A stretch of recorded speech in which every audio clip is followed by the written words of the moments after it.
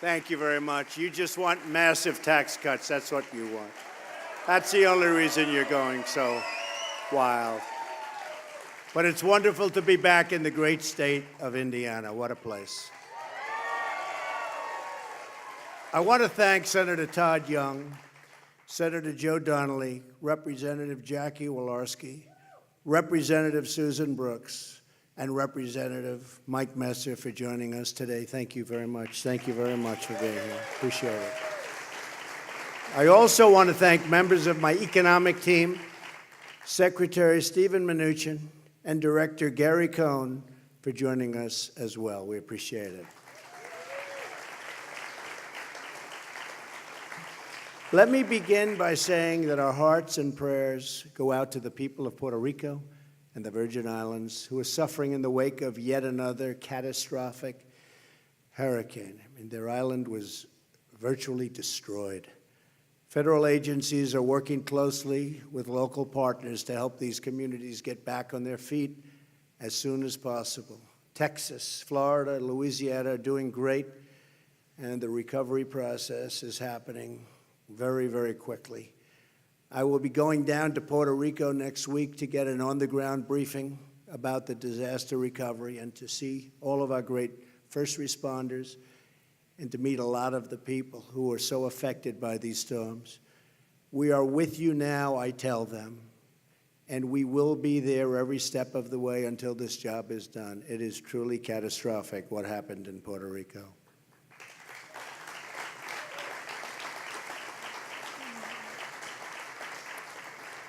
And massive amounts of water, food, and supplies, by the way, are being delivered on an hourly basis. It's something that nobody's ever seen before from this country, I can tell you that. And I'm very proud of all of the folks that have worked so hard in FEMA, all of our first responders, all of our police that have gone to the island because their police force has been so badly affected. And many of their policemen, in fact, most of the police people, have lost their homes, and it's been a tough go, but we're going to get it back. Before we go on to discuss the largest tax cut in our country's history, I also want to provide a brief update on health care. We have the votes on Graham Cassidy, but with the rules of reconciliation, we're up against a deadline of Friday, 2 days. That's just 2 days.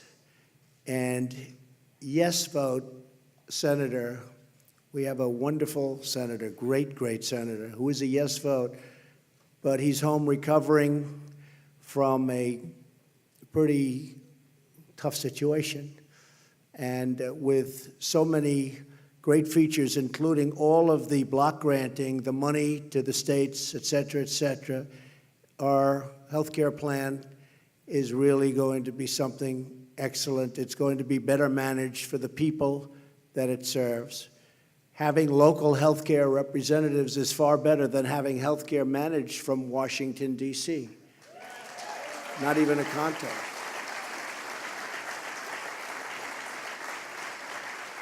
And many, many governors, as you also see, have agreed with us and approved it and really look forward to running it properly.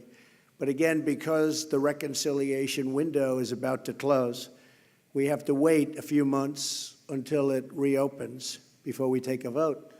So we're getting all of the good signs from Alaska and the others to repeal and replace Obamacare. And I was hoping this would be put on my desk right after we won the election and I'd come in and sign, but it didn't work that way. There are a couple of people that I won't say anything. But early next year, when reconciliation kicks back in any event, long before the November election, we're going to have a vote, and we're going to be able to get that through, and I think we'll actually get it through very easily, and the time makes it easier. But speaking of reconciliation, the Republican Senate needs to get rid of the filibuster rule, which is blocking so many great legislative reforms the American people badly want and deserve. By the way, the Democrats, if they had the opportunity, which hopefully they won't for many, many years, they would get rid of it on day one. And most of you know exactly what I'm talking about. We're here today in Indiana to announce our framework to deliver historic tax relief to the American people.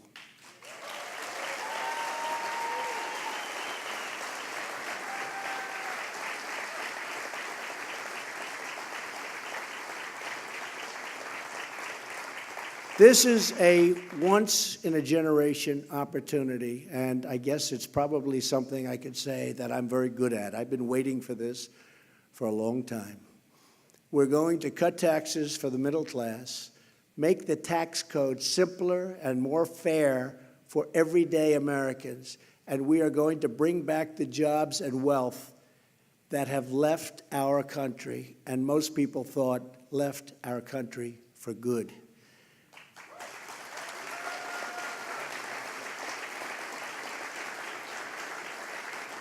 We want tax reform that is pro-growth, pro-jobs, pro-worker, pro-family, and yes, tax reform that is pro-American.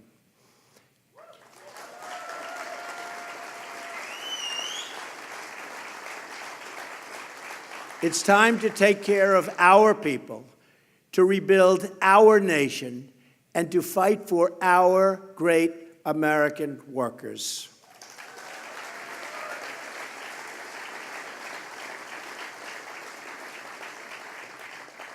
Indiana is a tremendous example of the prosperity that is unleashed when we cut taxes and set free the dreams of our citizens. This state has claimed a powerful competitive edge built on low taxes and less regulation. And are we cutting regulation?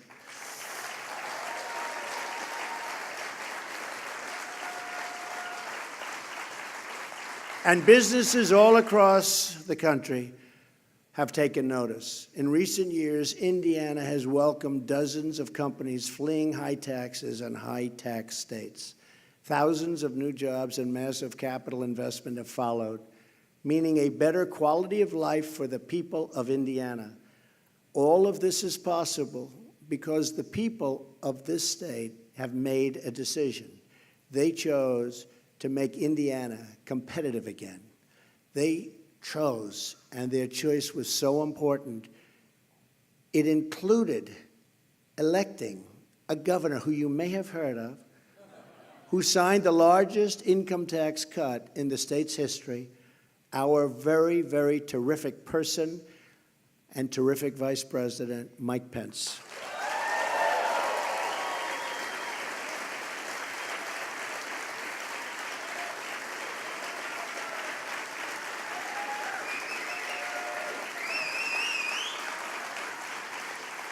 It's time for Washington to learn from the wisdom of Indiana.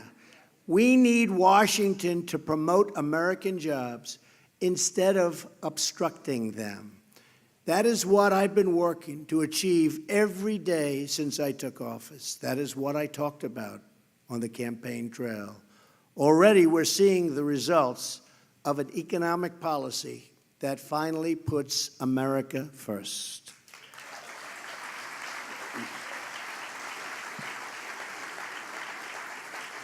Unemployment is at a 16-year low. Unemployment for African Americans is near its lowest point since the turn of the millennium. It's really a fantastic thing to see. Wages are rising. Optimism among manufacturers has reached all-time highs. GDP growth last quarter reached 3%, way ahead of schedule. Nobody thought that was going to happen for a long time.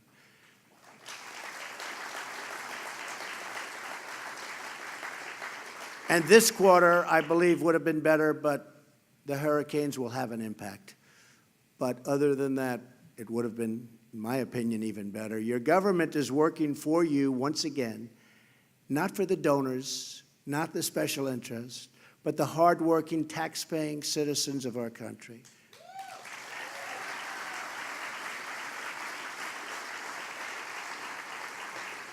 America is back on the right track, and I see so many red hats. Make America great again. That's what we're doing. Make America great again.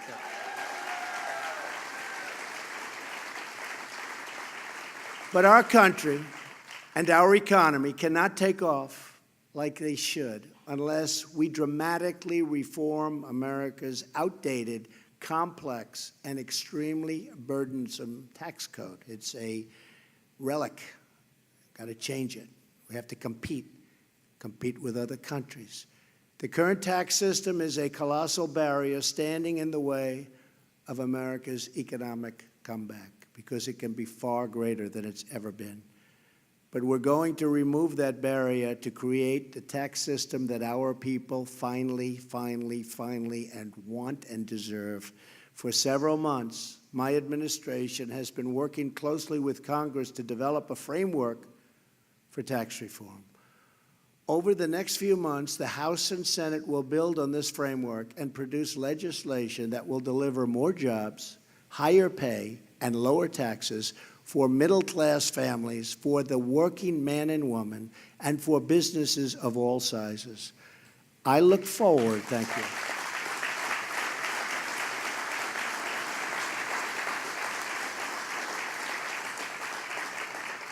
I look forward to working with Congress to deliver these historic tax cuts and reforms to the American people. These tax cuts are significant.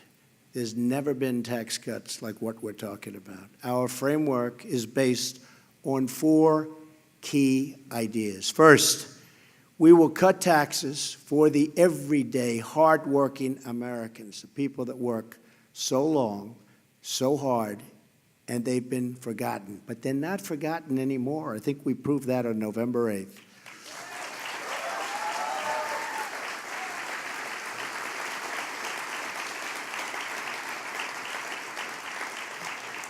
Under this framework, the first $12,000 of income earned by a single individual will be tax-free.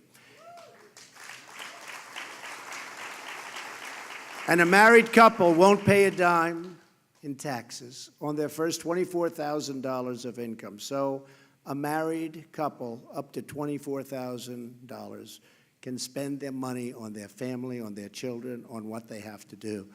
So much better. In other words, more income for more people will be taxed at a rate of 0.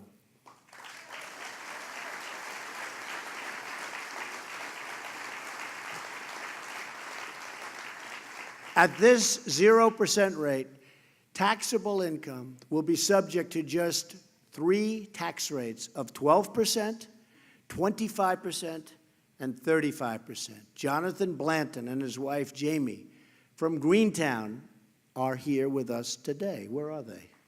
Oh, hello, Jonathan. How are you?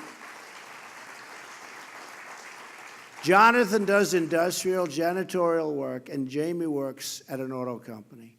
Together, they're raising 4 beautiful children, and last year they earned less than $90,000. Under our tax plan, they would have saved more than $1,000 and could be substantially more, and that's just on federal taxes. So they would have saved at least $1,000. Middle-income families will save even more money with an increased child tax credit for children under the age of 17, which so many families have been calling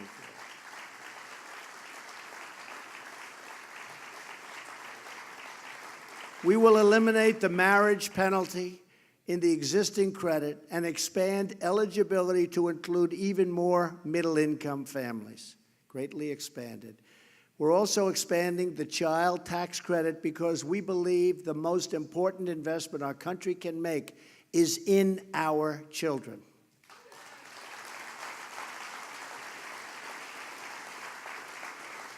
And this is just one more critical way that we're targeting relief to working families.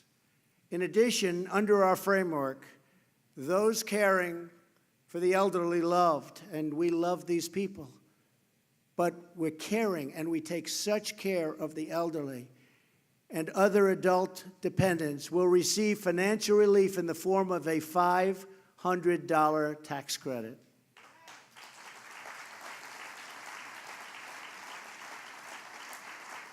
We're doing everything we can to reduce the tax burden on you and your family.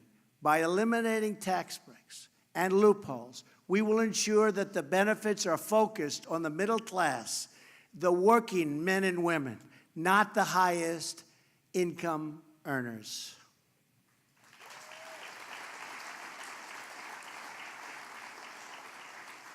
Our framework includes our explicit commitment that tax reform will protect low-income and middle-income households, not the wealthy and well-connected. They can call me all they want. It's not going to help. I'm doing the right thing, and it's not good for me, believe me.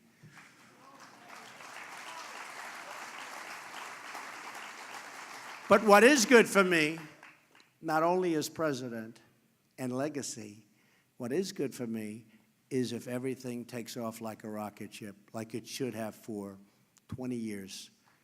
That's good for me. That's good for everyone.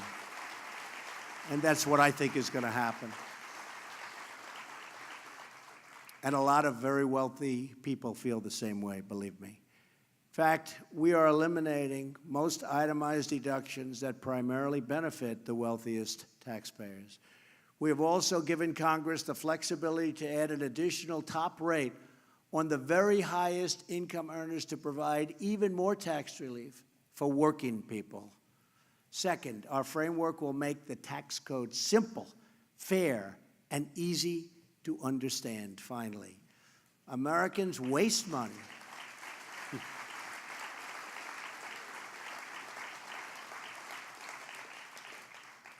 Americans waste so much money, billions and billions of dollars, and many hours each year to comply with our ridiculously complex tax code.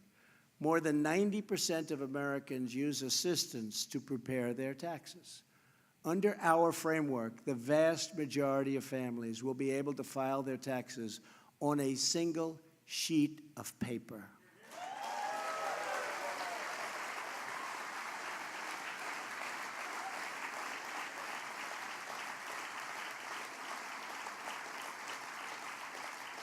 We are also repealing the Alternative Minimum Tax, or AMT. About time. The AMT is actually a shadow tax system that requires many people to calculate their taxes two different ways and pay the higher of the two amounts. You're all familiar with it. Under our framework, the AMT will make even less sense because we are repealing many of the special interest tax breaks that it was designed to deal with. We are making our taxes simple again. We are simplifying our tax system. To protect millions of small businesses and the American farmer, we are finally ending the crushing, the horrible, the unfair estate tax, or as it is often referred to, the death tax.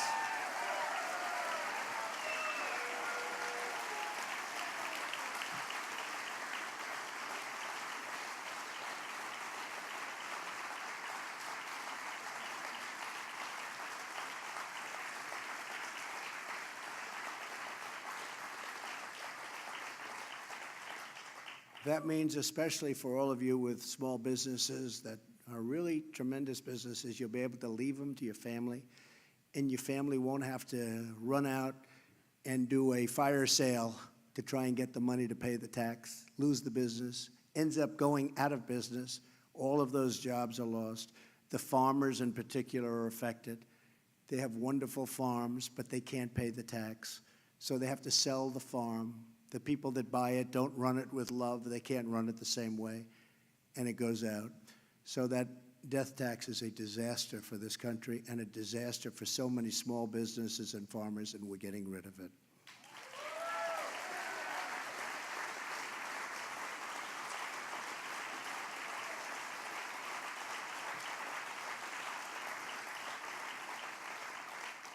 Now, if you don't like your family, it won't matter.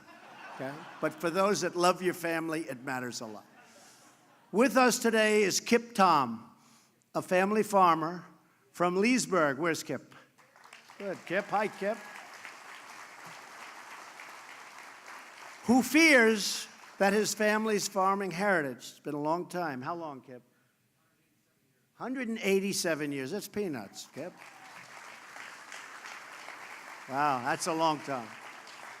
But that great heritage could come to an end because of the death tax or the estate tax, and could make it impossible for him to pass that legacy to his wonderful family.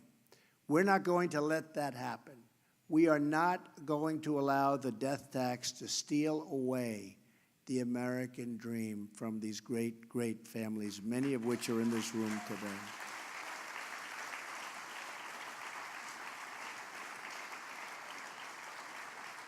We will protect our farmers, our ranchers, and our small businesses, and we will make taxes simple, easy, and fair for all Americans. Okay? Third, we will cut taxes on American businesses to restore our competitive edge and create more jobs and higher wages for American workers.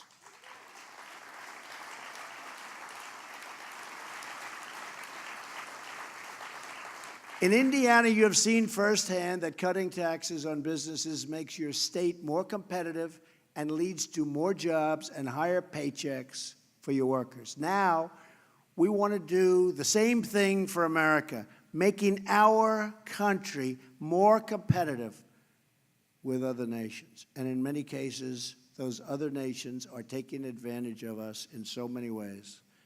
They say they're friends, and perhaps they are. But believe me, I am renegotiating our trade deals, including NAFTA, including many other trade deals. And through regulation, all you have to do is look at the massive pipelines, Dakota Access. You take a look, 48,000 jobs immediately approved. So we're letting that happen.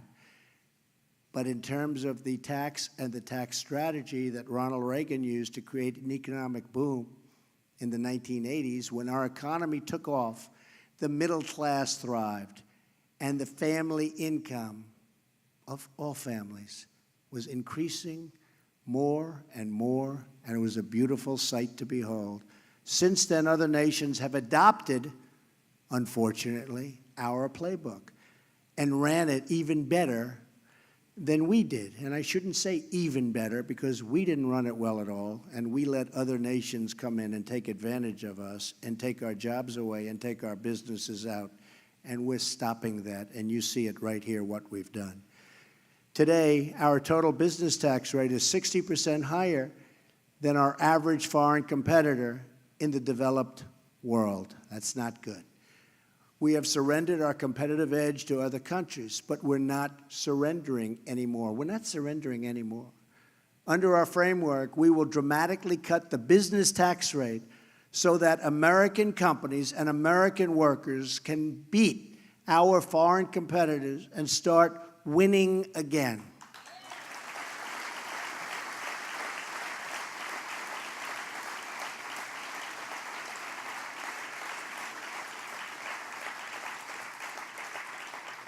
We will reduce the corporate tax rate to no higher than 20%. That's way down from 35 and 39,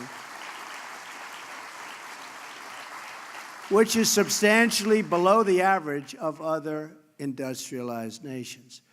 This is a revolutionary change, and the biggest winners will be the everyday American workers as jobs start pouring into our country, as companies start competing for American labor, and as wages start going up at levels that you haven't seen in many years.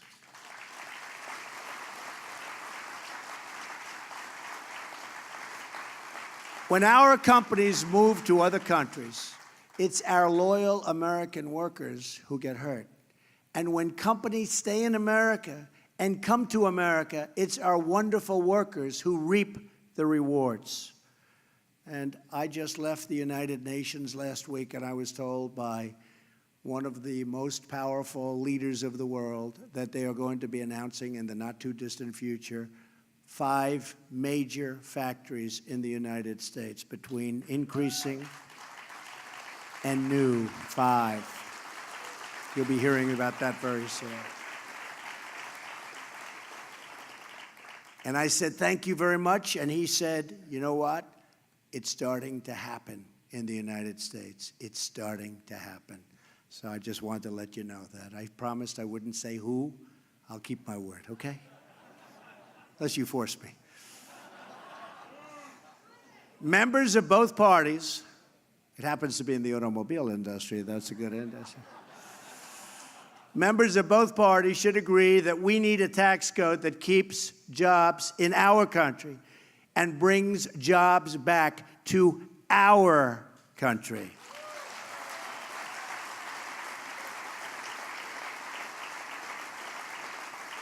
And for the millions of small businesses and farms that file their taxes as sole proprietors, S corporations or partnerships, we will cap the tax rate they pay at 25%, much lower. Big difference. This will be the lowest top marginal income tax rate for small and mid-sized businesses in this country in more than 80 years. To give businesses even more reason to boost their investment in America, for the next 5 years, our framework will allow to fully write off, listen to this, the cost of equipment in the year they buy it. That is big. And that's instead of having to take deductions and deduct the cost over a long period of time. Now, that's called incentive. That's called incentive. This will be tremendously important to help American businesses afford the heavy industrial machinery and other capital investments they need to grow big and grow strong. Joining us today is John Gannon, the owner of a custom wood fencing and deck construction company in Indianapolis. John is the father of 9 children and recently celebrated his 35th wedding anniversary. Congratulations, John.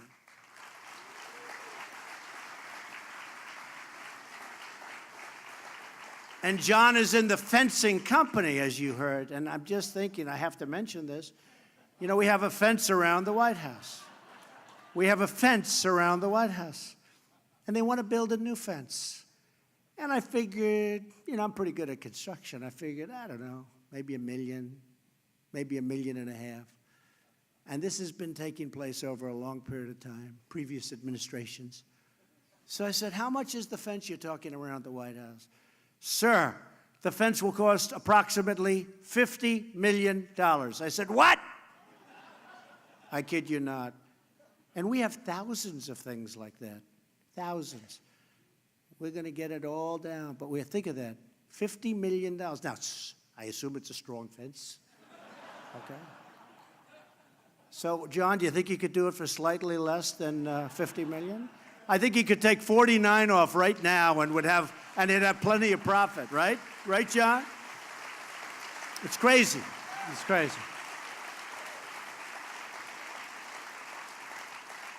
Never understand it, but we're working on it. John says that a tax cut, like we're proposing, will make his business more competitive, allowing him to expand, hire more workers, and raise wages for his current employees. Right, John? Also with us is Aaron Williams, a father of 2 who works in the field of information technology. Where's Aaron? Hello, Aaron. Hi. It's a good field. Aaron has seen the disastrous effects of high and just literally high corporate tax rates right up close and personal as more and more high-tech jobs are shipped overseas. You've been watching it, Aaron, right? All over. Like millions of other Americans, Aaron wants to bring those jobs back to the United States. We're going to reduce the tax rate on American businesses so they can keep the jobs in America, Aaron, create jobs in America, compete for workers in America, and raise wages right here in America. You're going to be in a much different position, okay? Thank you. Tremendous incentives. We want more products proudly stamped with those 4 beautiful words, made in the USA, right? Made in the USA. Finally, our framework encourages American companies to bring back the trillions and trillions of dollars in wealth that's parked overseas. Our current tax system, trillions. And by the way, for years I've been hearing it's $2.5 trillion. So I've been hearing this for about 5 years, so I assume it's much more, right?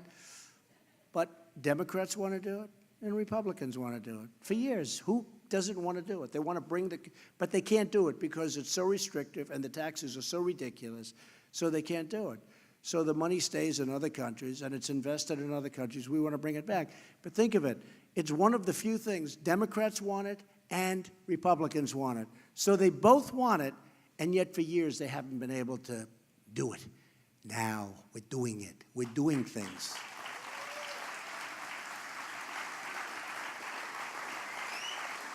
You know, it's one thing when we want a health care and they want a health care and there's a dispute, but here's something everybody wants and they can't do it. So you can tell you that there's a broken system in D.C., but we're getting it fixed I think, rather rapidly. You'll be seeing that over the next few months.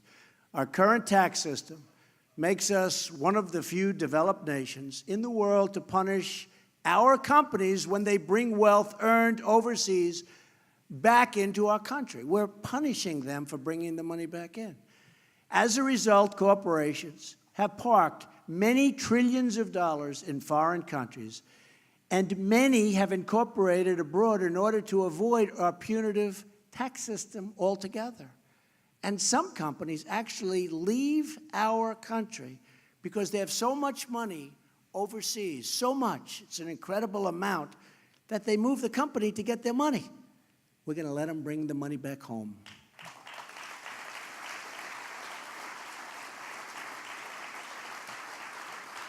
Our framework will stop punishing companies for keeping their headquarters in the United States. We're punishing companies under our codes for being in the United States.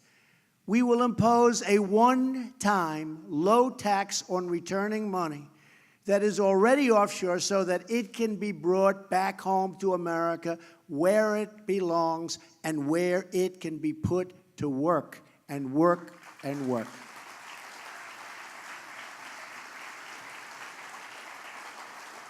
The framework I've just described represents a once-in-a-generation opportunity to reduce taxes, rebuild our economy, and restore America's competitive edge, finally.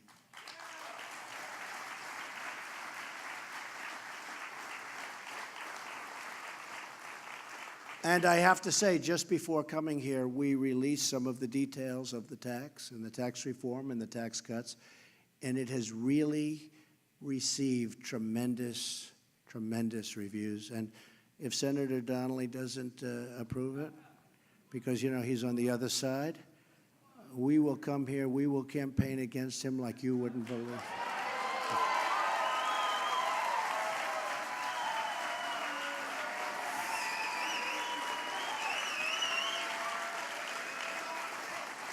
I think they're going to approve it. I think we'll have numerous Democrats come across, because it's the right thing to do. These reforms will be a dramatic change from a failed tax system that encourages American businesses to ship jobs to foreign countries that have much lower tax rates. That's what we can't do. Our competitors have much lower tax rates, but no longer. My administration strongly rejects this offshoring model, and we have embraced the new model. It's called the American model.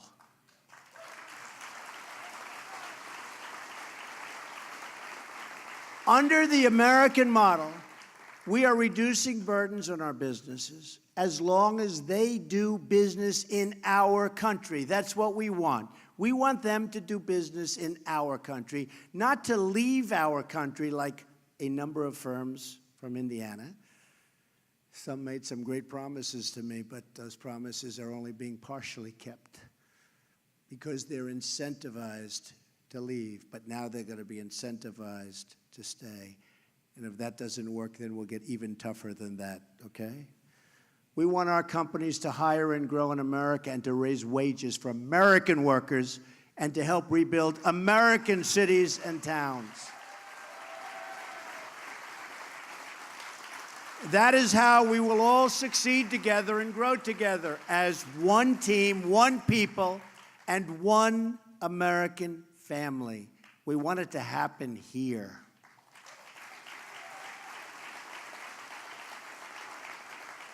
Tax reform has not historically been a partisan issue, and it does not have to be a partisan issue today. I really believe we're going to have numerous Democrats come over and sign because it's the right thing to do. I believe that it's the right thing to do, and I know many of them, and they're telling me it is the right thing to do.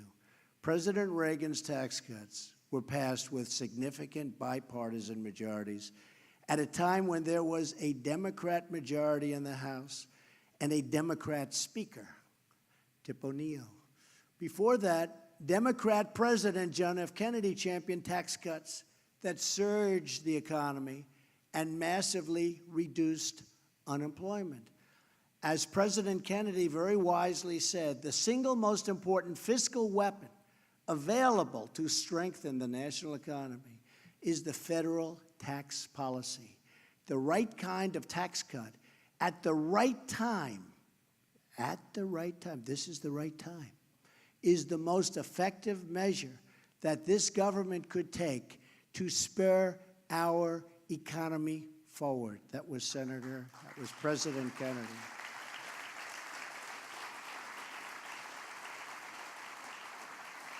My fellow Americans, this is the right tax cut, and this is the right time. Democrats and Republicans in Congress should come together, finally, to deliver this giant win for the American people and begin middle-class miracle. It's called a middle-class miracle once again.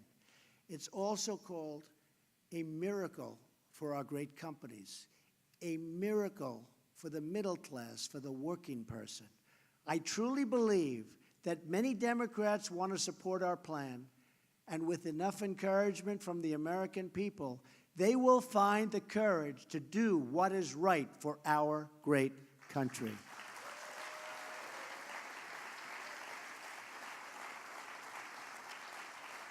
But they'll only do it if you, the American people, make your voices heard. Only if you tell Congress to give us a tax code that puts American jobs first. And that's what we're doing.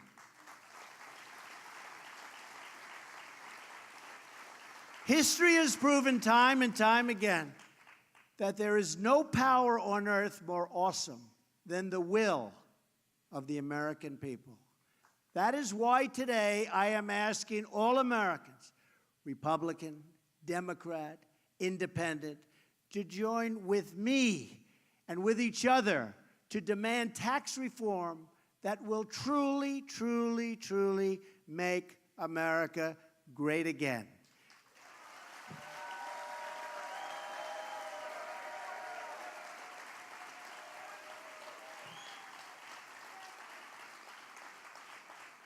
Call your congressmen, call your senators, let them know you're watching. Let them know you're waiting. Tell them that today is the day for decision, that now is the time to heal this self-inflicted economic wound, and that with their action, the future will belong to all of us. If you demand it, the politicians will listen. They will answer and they will act. And someday, many years from now, our children and our grandchildren will remember this moment in history as the time when ordinary Americans took control of their destiny and chose a future of American patriotism, prosperity, and pride.